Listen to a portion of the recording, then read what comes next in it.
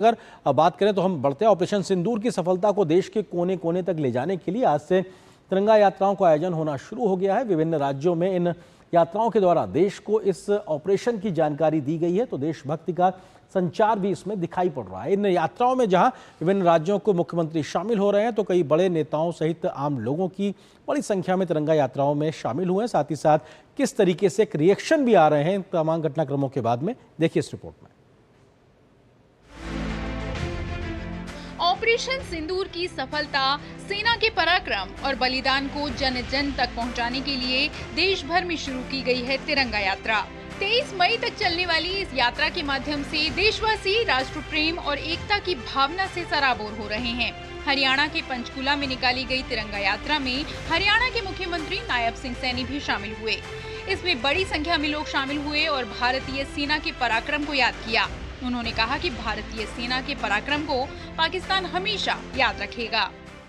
यह ऑपरेशन भारत की सैन्य रणनीति माननीय नरेंद्र मोदी जी के नेतृत्व में कुशलता और सैनिकों के शौर्य का अद्वितीय उदाहरण है।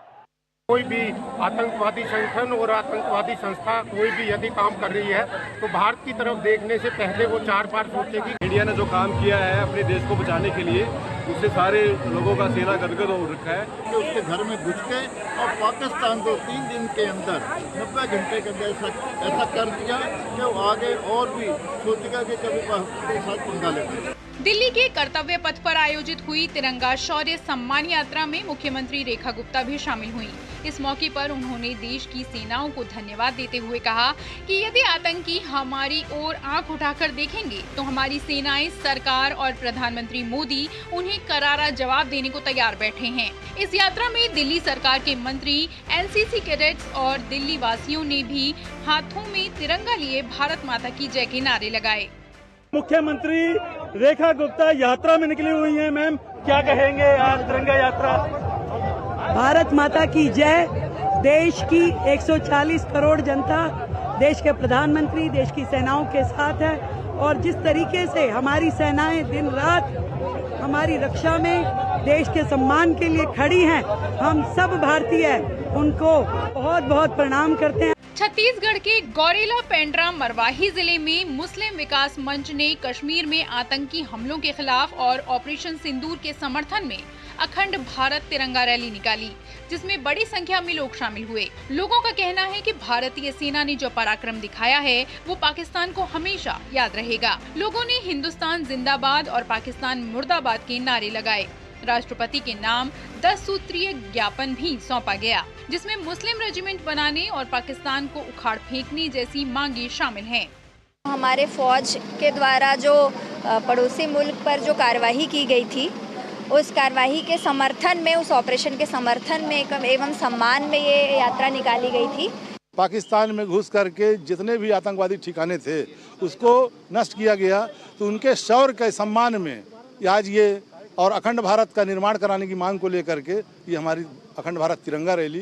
तिरंगा जो हमारी राष्ट्रीय ध्वज है, इसके नीचे हम सभी जाति धर्म के लोग रहते हैं और इस तिरंगा की रक्षा के लिए हम सब मिलकर लड़े हैं। गुजरात के अहमदाबाद में भव्य तिरंगा यात्रा निकाली गई। तिरंगा यात्रा में गुजरात के मुख्यमंत्री भूपेंद्र पटेल भी शामिल हुए। तिरंगा यात्रा देश भर में सैनिकों के प्रति एकजुटता व्यक्त करने के लिए आयोजित की जा रही है। यात्रा में लोग बड़े जोश के साथ शामिल हुए। तिरंगा यात्रा का उद्देश्य ऑपरेशन सिंदूर की सफलता का जश्न मनाना और आतंकवाद के खिलाफ देश की प्रतिबद्धता को प्रदर्शित करना है तथा विभिन्न समुदायों के लोगों से जुड़ना है। साथ ही देशभक्ति, राष्ट्रीय एकता और तिरंगे के सम्मान के संदेश पर जोर देना है। ये यात्रा राजनीतिक सीमाओं से परे नागरिकों से जुड़ने के साथ साथ सशस्त्र बलों की बहादुरी को प्रदर्शित करने तथा देश भर में सैनिकों के प्रति एकजुटता व्यक्त करने पर केंद्रित है। अरुणाचल प्रदेश में चीन से सटी सीमा वालोंग में कैबिनेट आपके द्वार कार्यक्रम के तहत मुख्यमंत्री पेमा खांडू ने तिरंगा यात्रा का नेतृत्व किया।